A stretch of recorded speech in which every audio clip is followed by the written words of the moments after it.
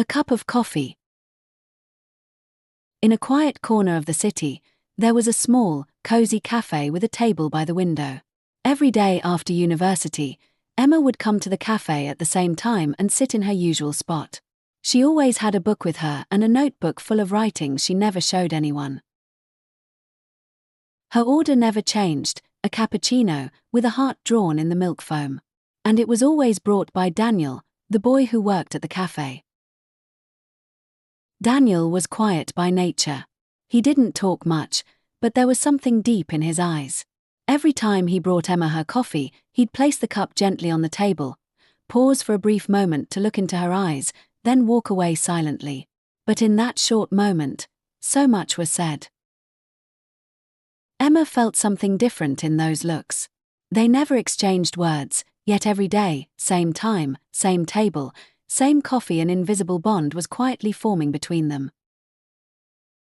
Maybe it's just a coincidence. Or maybe he feels something too, she would wonder. One day, everything started the same. Emma came to the cafe, sat at her table. But this time, Daniel wasn't there.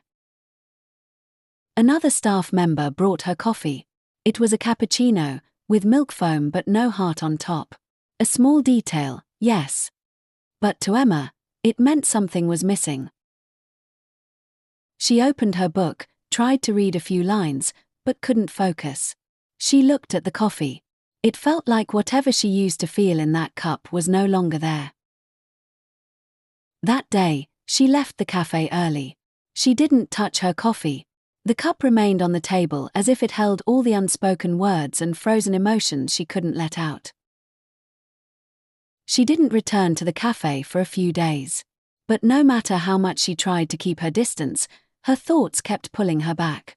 Eventually, she found herself walking the same street again, toward the same cafe.